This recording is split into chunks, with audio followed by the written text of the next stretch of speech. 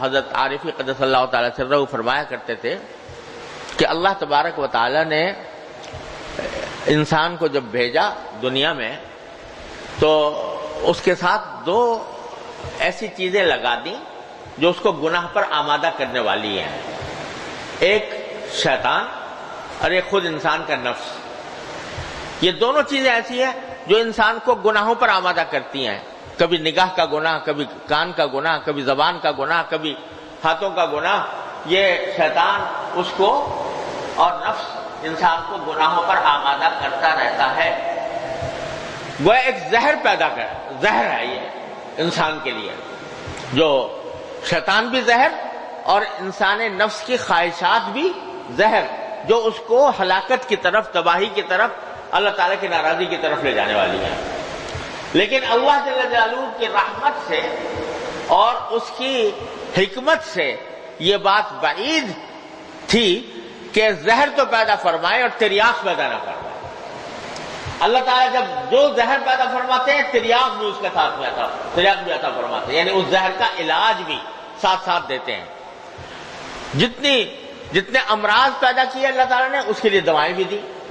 زہر پیدا کیا اس کا تریاق بھی دیا کہ زہر اگر کسی کو چھو جائے تو وہ کیا کرے۔ اور مجھے ایک مرتبہ یہ واقعہ پیش آیا کہ ایک مرتبہ میں سفر میں تھا، تو جنوبی افریقہ کی بات ہے، وہاں سفر کے دوران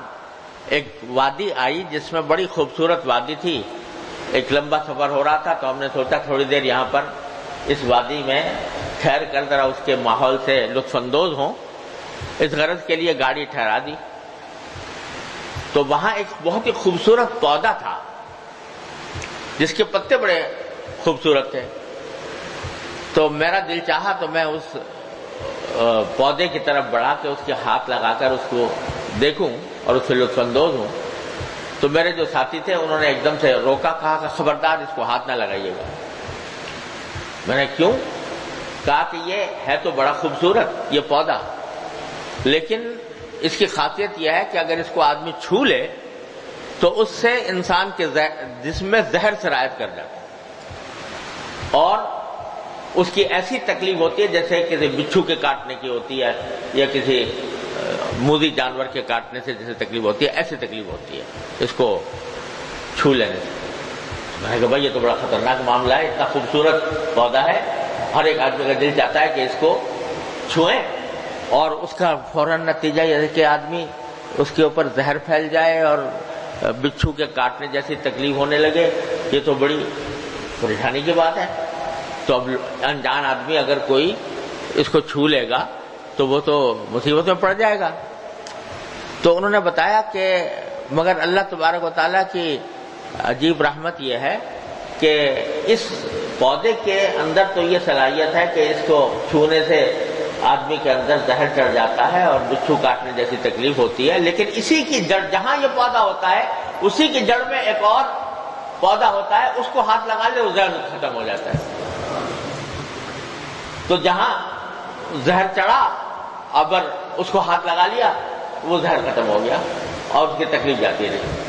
اللہ تبارک و تعالیٰ نے یہ پیدا فرمایا۔ تو مجھے خیال آیا، میں نے کہا دیکھو یہ جو پودا ہے یہ در حقیقت گناہوں کی ایک عملی تصویر ہے کہ گناہ دیکھنے میں بڑے خوشنما نظر آتے ہیں، اس میں لذت محسوس ہوتی ہے، اس کی طرف دل کھنچتا ہے، نفس انسان کو آمادہ کرتا ہے کہ اس کو وہ گناہ کا ارتکاب کرے، لیکن وہ ہیں خطرناک اتنے کہ ذرا سا چھو لو تو اس میں اسے زہر پھیل جائے گا۔ اب ایک منظر سامنے ہے آنکھوں کے، کوئی نامحرم سامنے ہے، حسن و جمال کا ایک مرکز ہے، اس کی طرف دل کھنچتا ہے، کشش پیدا ہوتی ہے، دل چاہتا ہے کہ آدمی اس کو دیکھتا رہے، لیکن ہے وہ زہر، ایسا ہی زہر ہے جیسے وہ پودے کا زہر تھا۔ زہر ہے، اس کو آدمی دیکھے گا، گناہ میں مبتلا ہوگا، اللہ تعالیٰ کی ناراضی مول لے گا، آخرت کے اندر اس کا انجام جہنم کی شکل میں دیکھے گا۔ اللہ تعالیٰ محفوظ رکھے۔ فرمایا العینان تزنیان وزناہما النظر، آنکھیں بھی زنا کرتی ہیں اور ان کا زنا یہ ہے کہ وہ دیکھے، اور نظر کو ناجائز کام میں استعمال کریں۔ تو یہ آج اللہ بچائے ہمارے ماحول کے اندر اللہ تعالیٰ حفاظت فرمائے۔ پہلے کوئی آدمی بد نظری باقاعدہ اہتمام کر کے کرنی پڑتی تھی، اور اللہ بچائے وہ لوگ سنیما میں جاتے تھے اور کیا فلمیں دیکھتے تھے اور فحش اور عریانی میں مبتلا ہوتے تھے، لیکن اب ہر ایک کے ہاتھ میں آ گیا ہے یہ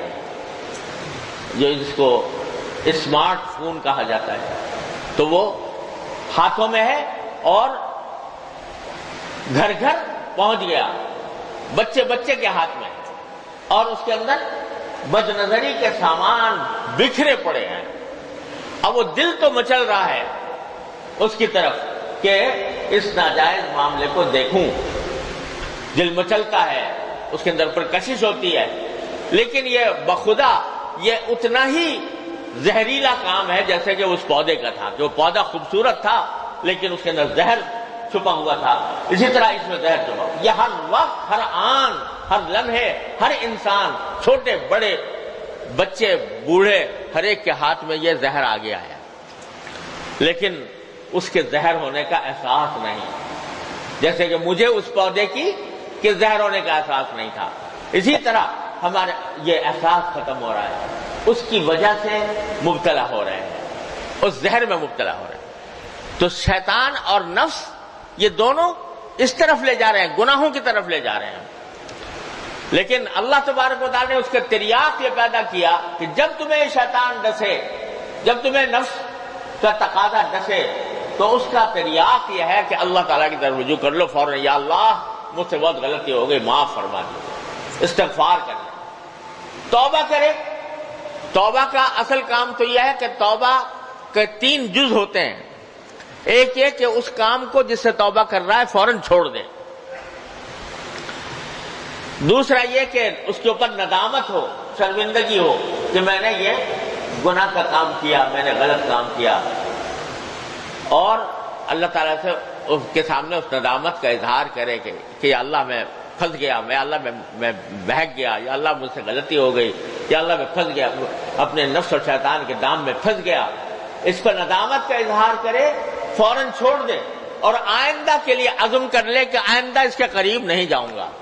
تو توبہ کامل ہوتی ہے۔ پھر وہ حکم ہوتا ہے کہ التائب من الذنب کمن لا ذنب لہ، پھر وہ